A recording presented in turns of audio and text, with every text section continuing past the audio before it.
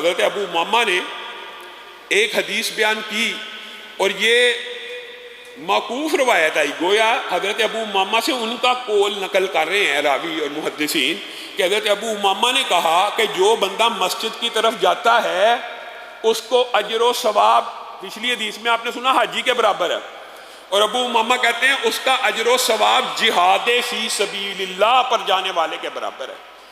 اور یہاں پہ ایک مسئلہ اور سمجھ لیجئے، علمی نکتہ لیکن عام فہم ہے، یہ ضروری نہیں ہوتا کہ ہر علمی نکتہ آپ کو مدرسے سے ملے، آپ مدرسے میں داخل ہوں گے تو ملے، آپ کو اگر علمی نکتہ مل جائے آپ اس کو پکڑ لیا کریں۔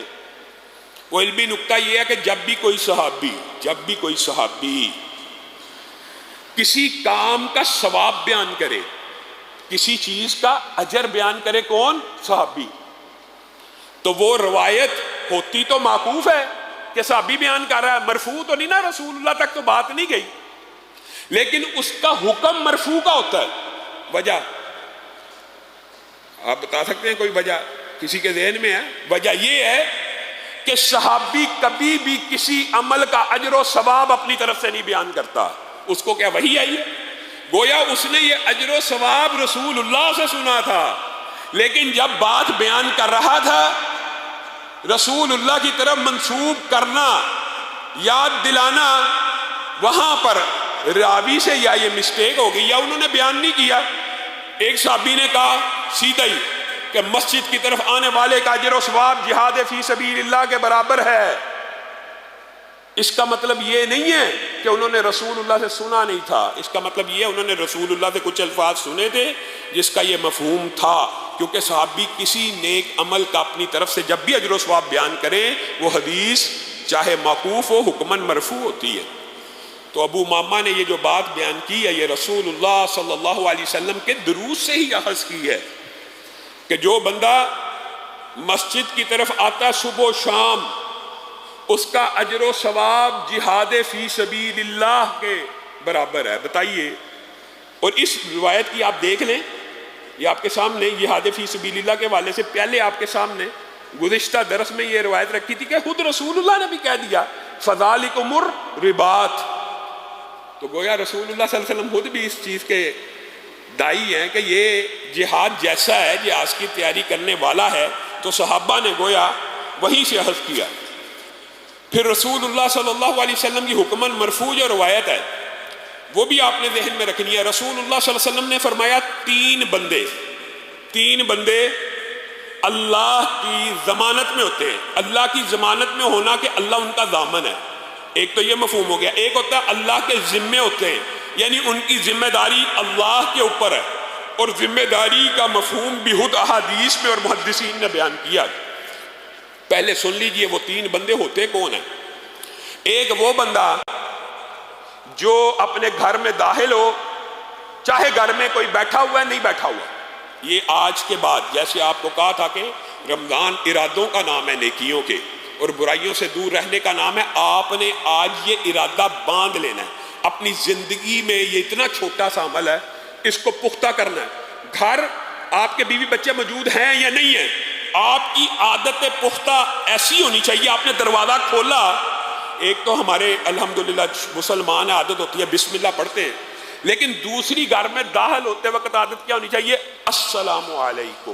دروازہ کھولا، السلام علیکم، دروازہ کھولا، کوئی موجود ہے یا نہیں ہے، السلام علیکم۔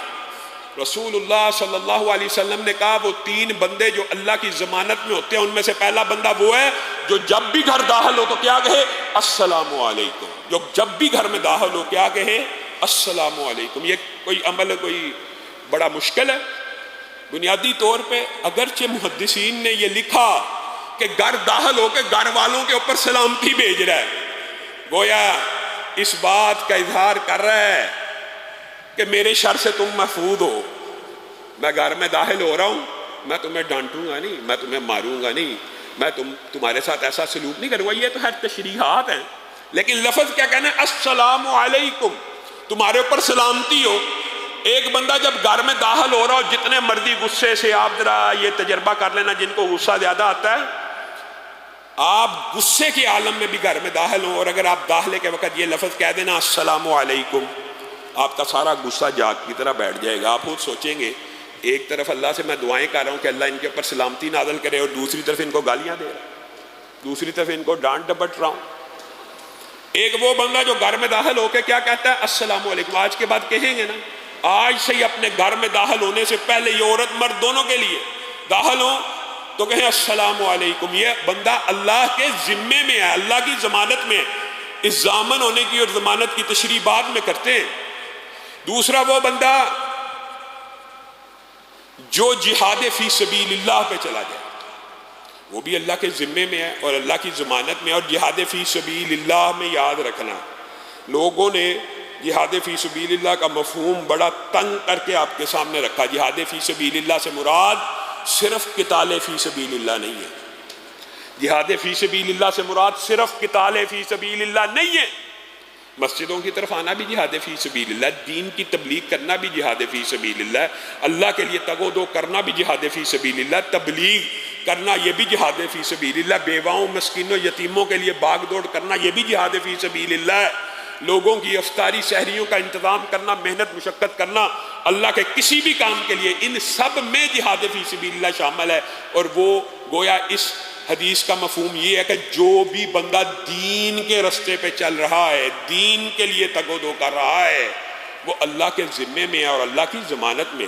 اور تیسرا وہ بندہ جو وضو کر کے گھر سے نکلتا ہے کس طرف؟ مسجد کی طرف، وہ اللہ کے ذمے میں ہے، اللہ کی ضمانت میں ہے. اور ذمے اور ضمانت کے حوالے سے دو مختلف روایات اور محدثین کے اقوال ملتے ہیں. ایک تو ذمے اور ضمانت کا مطلب یہ ہوتا ہے عاش بخیر ومات بخیر، زندہ رہے گا جب تک تو اللہ تعالیٰ خیر خیریت سے زندہ رکھے گا. مات بخیر کا مطلب یہ ہے کہ مرے گا تو خیر خیریت سے مر جائے گا. اور دوسری روایت خود کے اندر یہ الفاظ موجود ہیں، ان عاشا روزی کا وقوفیہ، جب تک زندہ رہے گا اللہ کے ذمے ہے اس کی روزی روٹی، اور اللہ کے ذمے ہے اس کے معاملات کو کفایت کر جانا. اس کا مطلب کیا ہے؟ اس کا مطلب یہ ہے کہ تاجر نے نماز باجماعت کی اذان ہوئی، تاجر نے شٹر ڈاؤن کر دیا، فیکٹری والے نے فیکٹری کا بٹن سوئچ آف کر دیا، مزدور نے ہتھوڑا وہیں پہ پھینک دیا، مستری نے چھاپ لگا رہا ہے، کوئی کام کر رہا ہے، وہیں پہ اپنے اوزاروں کو چھوڑ دیا، اللہ کے ذمے میں آ گیا. کیا مطلب؟